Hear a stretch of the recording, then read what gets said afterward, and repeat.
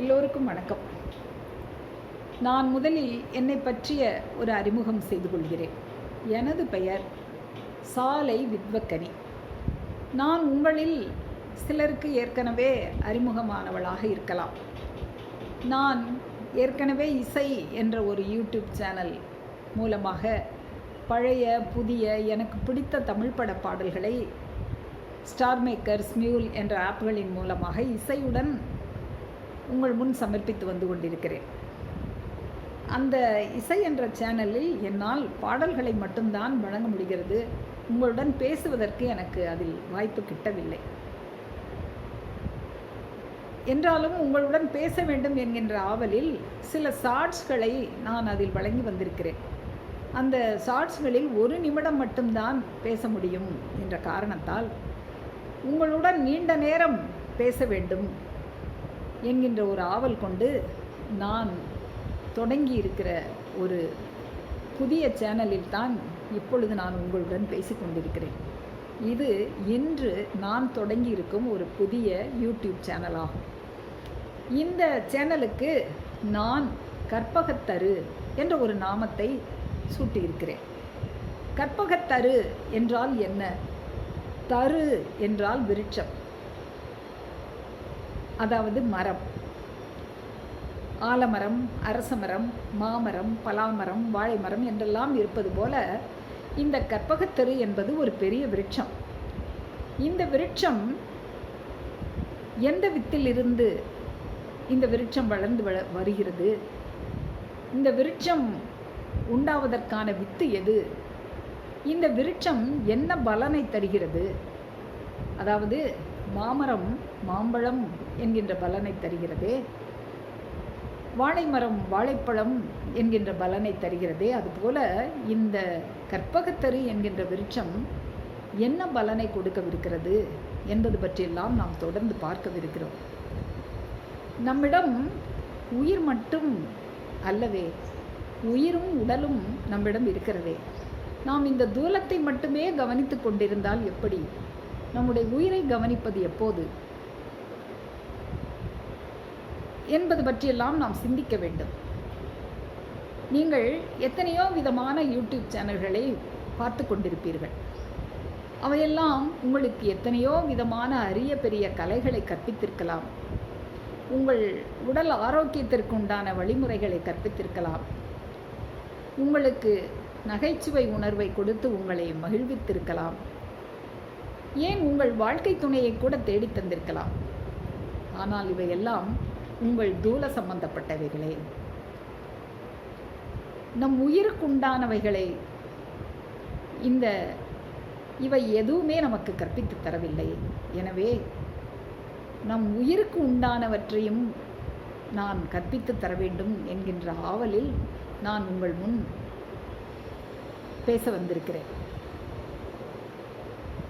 நாம் செய்கின்ற இந்த வாழ்க்கை என்கின்ற வியாபாரத்தை நாம் ஒரு ஐந்தொகை போட்டு பார்க்கும்போது நமக்கு லாபக்கணக்கு வர வேண்டுமே. ஐந்தொகை என்றால் என்ன? அதாவது ஒரு லாப நஷ்ட கணக்கு போட்டு பார்ப்பது தான் ஐந்தொகை போட்டு பார்ப்பது என்று சொல்வார்கள்.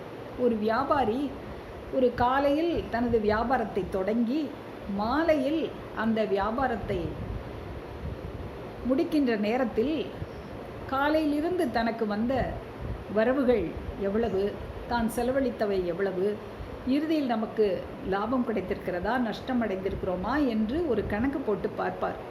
அதைத்தான் ஐந்தொகை போட்டு பார்ப்பது என்று சொல்வார்கள்.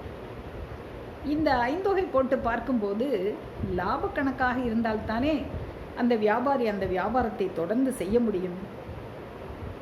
நஷ்ட கணக்கு இருந்தால் அந்த வியாபாரத்தை தொடர்ந்து செய்யலாமா? செய்யக்கூடாதல்லவா? அதுபோலவே நாம் செய்கின்ற இந்த வாழ்க்கை என்கின்ற வியாபாரத்தை நாம் ஒரு ஐந்தொகை போட்டு பார்க்க வேண்டும். பார்த்தால் நமக்கு லாபக்கணக்கு வந்தால்தானே நாம் தொடர்ந்து இந்த வியாபாரத்தை செய்து கொண்டிருக்கலாம். நாம் அப்படி பார்க்கும்போது நாம் லாபக்கணக்கு அடைகிறோமா? நாம் இந்த உலகில் எத்தனையோ பொருட்களை, எவ்வளவோ செல்வங்களை சம்பாதித்திருக்கலாம், எத்தனையோ உறவுகளை சம்பாதித்திருக்கலாம். எவ்வளவோ இழந்தும் கூட இருக்கலாம்.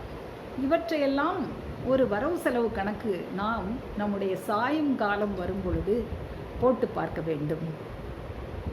இந்த சாயும் காலம், நம்முடைய வாழ்க்கை சாயும் காலம் என்பது எப்போது என்று நமக்கு தெரியாது. அது எப்போது வேண்டுமானாலும் இருக்கலாம், அது எப்போது வேண்டுமானாலும் இருந்துவிட்டு போகட்டும்.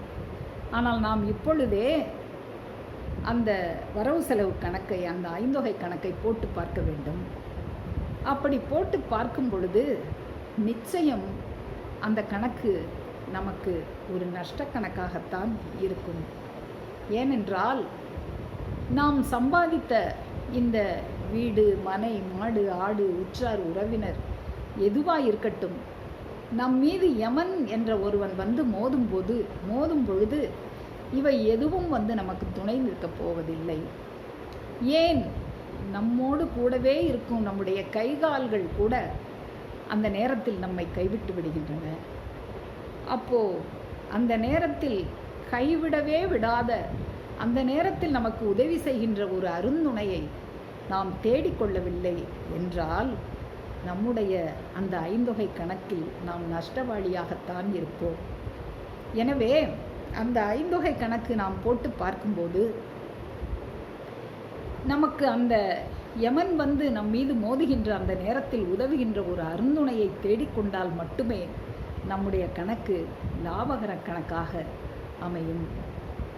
நான் அப்படியாக என் வாழ்க்கையை நான் ஐந்தொகை போட்டு பார்க்கும்போது நான் என்னுடைய அந்த கணக்கில் லாப கணக்கை கண்டேன். இந்த லாபத்தை நீங்கள் அனைவரும் பெற வேண்டும், மக்களாய் பிறந்த எல்லோரும் பெற வேண்டும் என்கின்ற ஆவலில் உங்களுடன் பேச வந்திருக்கிறேன். இந்த வாழ்க்கை என்கின்ற இந்த வியாபாரம் எனக்கு கற்றுக் கொடுத்த அனுபவங்கள், அவை நல்லவைகளாக இருக்கலாம், தீயவைகளாக இருக்கலாம். எனக்கு கற்றுக் கொடுத்த பாடங்கள், நான் இழந்த இழப்புகள், நான் பெற்ற பெரும் பேறுகள், இவற்றையெல்லாம் நான் கணக்கு போட்டு பார்க்கும் பொழுது எனக்கு நான் பெற்ற பெரும் பேரே மிகுதியாக நின்று எனக்கு லாபகர வாழ்வாகவே இருந்தது. அதே பெரும் பேற்றினை நீங்கள் யாவரும், மக்களாய் பிறந்த யாவரும் பெற வேண்டும், உங்களுடைய அந்த கணக்கும் லாபகர கணக்காகவே இருக்க வேண்டும் என்ற ஆவலில் நான் இந்த கற்பகத்தரு என்கின்ற இந்த சேனலை தொடங்கி உங்களுடன் பேச வந்திருக்கிறேன். நீங்கள் எனக்கு கொடுக்கும் ஆவலை வைத்து நான் அடுத்தடுத்து வந்து உங்களுடன் அடிக்கடி பேச வந்து கொண்டே இருப்பேன். இந்த கற்பகத்தரு என்கின்ற விருட்சம் தன்னுடைய பலனை உங்களுக்கு வந்து வழங்கி கொண்டே இருக்கும். என்னுடைய அறிமுக உரையாக இதை நான் உங்களிடம் தெரிவித்து அடுத்தடுத்து வந்து இந்த கற்பகத்தருவை ஓங்கி வளர்ந்த விருட்சமாக வளரச் செய்து அதில் வரும் பலனை நாம் அனைவருமாக சேர்ந்து உண்டு நாம் எல்லோருமாக நம் வாழ்வை லாபகர கணக்காக ஆக்க வேண்டும் என்கின்ற ஆவலுடன் நான் இப்பொழுது உங்களிடமிருந்து விடைபெறுகிறேன். அடுத்து வந்து உங்களுக்கு அந்த கற்பகத்தருவின் பலனை அளக்க வருவேன் என்று கூறி விடைபெறுகிறேன். வணக்கம்.